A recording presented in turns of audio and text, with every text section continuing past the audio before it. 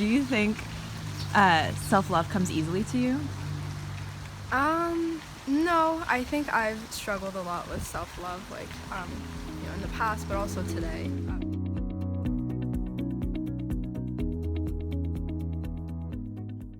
How would you define self-love? How would I define self-love? I think for me, self-love is really like listening to yourself and honoring like your feelings. Figuring out how to be a friend to yourself, because we're able to give so much love to other people, but sometimes it's hard to turn around and give that same consideration to yourself. Accepting and coming to understand everything that's made you who you are, even the dark parts of your life. Trusting other people to care for you in the right way too. I would define self-love as appreciating yourself and not comparing yourself to other people too much, and not putting yourself down when something goes wrong. Taking care of your mind and your body. Do you find that it's a difficult thing to do? Is that natural for you? In a global pandemic, it is very difficult to do. You can sort of doom scroll and burrow down, so it takes sort of some self-reminding. I think a lot of people put themselves down. Yeah, I think it's like really easy to do. Your friends, like when they're doing things and you feel like you're not doing as much, or you're not like where you're supposed to be in life or something. Is that a lot of stuff that you see on social media, or is it like in your interactions with people? Everyone on social media, obviously the big people that you see on social media are like made it in life, and like some people are like 18, 17, like they're so young, and so it's easy to be like, wait, like I'm much older than that. How is it that they're doing all that and I'm still doing this? Or do you think self-love has been very easy for you to come to understand? It's been a journey for me. I didn't have self-love for a lot of years. I grew up in kind of a difficult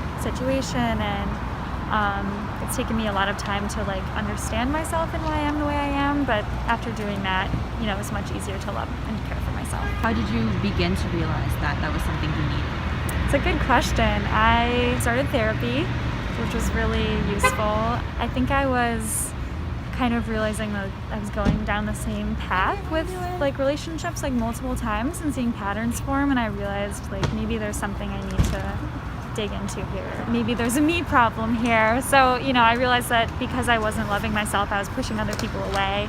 Yeah, I think it's something that I came to realize over the years. It was always more challenging for me to like give time for myself or spend time on myself versus like giving time and love to other people. Like that feels easy to me. Why was it so difficult? I don't know. I think there's this stigma that it's selfish to do that. For me at least, and I know for you, it's easier to kind of give ourselves to others instead of like receiving our own love, and thus receiving love from someone else as well. It's something that's kind of grown in me. Do you feel like self-love was taught to you, or do you think that's something you kind of had to learn on your Oh own? no, I grew up in a military household. I'm the oldest of 9 kids. The group before self was certainly something that was sort of burned into my DNA, so it was something I had to sort of unlearn and then relearn. Do you think self-love comes easily to you? No, I think I've struggled a lot with self-love, like, in the past, but also today, in different ways, actually. Like, when I was younger, maybe my weight bothered me, stuff like that. But now, more recently, it's watching people graduate college and, like, go to grad school and stuff like that, feeling like I need to keep up with everyone. And if I don't feel like I'm keeping up, putting myself down and being like, what's wrong with me? It like depends on the day. I feel like every day is different. Like some days I wake up feeling great, some days I wake up not feeling so great. Has there ever been a moment where you felt like you didn't like yourself, or that you didn't have that kind of self-love? Oh, for sure. Yeah, 100%. Yeah. I feel like it can happen at any time, regardless if you know like what self-love is for yourself. Those moments can still come. Understanding yourself and loving yourself can help you move past those moments. Do you feel like loving yourself affects your relationships? I think that's one of the main things that, like, for sure, it affects your relationship with your parents, your friends, boyfriend, girlfriend, anything. How you view yourself will affect everything in your life. I mean, school, work. If you don't love yourself, or you don't see yourself highly or something, that's definitely gonna impact how you go about your everyday life, for sure. It definitely affects your relationships just because it changes the way that you put yourself out in the world. So we're married, but he's really good at kind of forcing me to love myself in like the least like forceful way possible, but you know what I mean. I encourage. He's very encouraging in that. Positive encouragement. Exactly. Yeah. Exactly. Sometimes you need help in that department, and that's okay. Would you speak to how it's viewed kind of in American culture, whether you felt any kind of hesitance going? I think there is stigma, maybe less so in America, but it's a little scary telling people that you're going to therapy because they immediately think like, what's wrong with you? And I know my family wasn't the most supportive because a lot of the things I was discussing in therapy were related to my family. Now, you know, that I've gone through it and it's really made a lot of important strides for me. You know, I tell as many people as I can, like, go to therapy if you need it. It's always one of the first things I suggest to friends if they're going through a hard time. Being from a Japanese background, do you feel like that kind of upbringing influenced your self-love in any way? Do you think we express love differently in the States than we do in Japan? I think that in Japan there's a lot of like comparing to other people because it's important to fit in. In America, I feel like it's a little less, it's not as much like that. I don't think it's that different, like self-love in Japan versus America. You know, I think people struggle the same way, like in general, in both countries. Are there any new practices that you've been including in your rituals? Or Moving a gym workout to home has been a big transition. Moving to online therapy has been a transition for all of us, I'm sure. And that takes, you know, setting a new schedule and habits. It's been hard. Yeah. For me, I like allow myself time to relax if I feel I need it. Especially right now. I mean, with everything happening, you know, people need time and they need moments to themselves. And Even though you feel like you're alone a lot of the time anyway, you know, Yeah. there's still an opportunity and a chance to take that time for yourself. I put a lot of time and effort into what I'm gonna eat.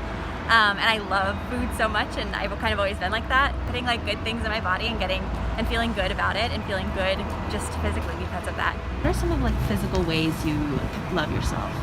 Getting enough sleep. I love cooking a lot of fresh, healthy meals myself. Letting myself be a little bit indulgent. I made some cookies last night because I was a little stressed. Like letting myself rest and have fun. When did you start learning about self-love?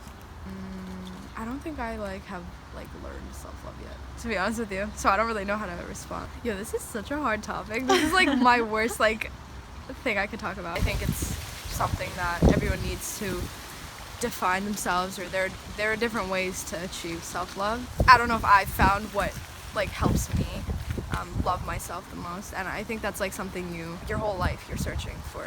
I don't think it's something that you define and you find and then you're happy for the rest of your life. So, It's a journey. yeah, I think it's definitely a journey. What do you think was kind of the biggest thing that helped you in that learning? Getting involved in the arts. I went to college for theater and participated in theater a lot, and there's a lot of mindfulness that goes into performing and self-discovery that goes into that, and through that journey through the theater arts, I found the importance of self-love.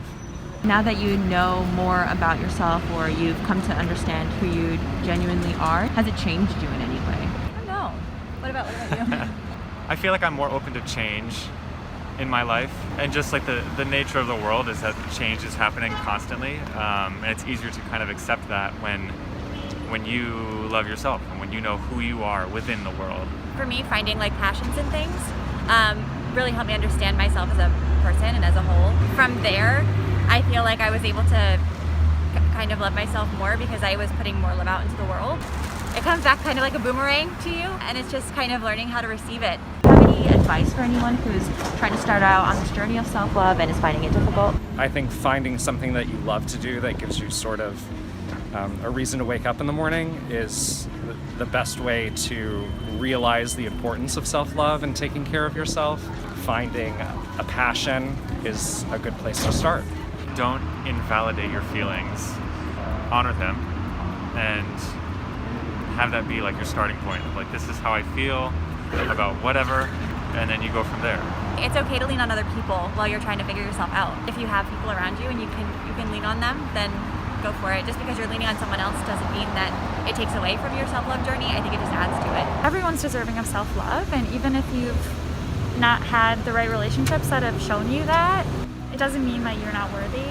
And I think loving yourself, finding like a little voice in your head, even if, you know, it's just silencing your inner critic enough to say like, you look great today, or I love you, or you're so smart about yourself, you know, you can really start to build a strong inner sense of self. Everyone has their own path in life. Don't compare yourself and, you know, to others in any way. I would say it's important to rely on the people that care about you. Hanging out with my friends, talking to other people, that definitely takes my mind off of it. It makes me feel better, and then I'm able to go back into the situation and see things more clearly. I feel like if I'm able to be distracted, then it's obviously something that's not something that I'm making a big deal in my head, and it's not, you know, something that, It's not reality. yeah, it's like in your head. You're manifesting these thoughts and making it like real for you. Is it important for you to be successful? I feel like I make it important to myself. I want to be successful, but it depends on how you define successful. I think being successful is being happy, and so of course that's important. Like I think achieving happiness is like a huge part of living a good life. How do you remind yourself not to compare yourself? Not everyone follows, you know, a strict path, yeah, to get to where they are, and there are a lot of people who become successful who, like in unconventional ways. Everyone, you know, takes a different path to get to where they need to be in life. So. Yeah. Do you-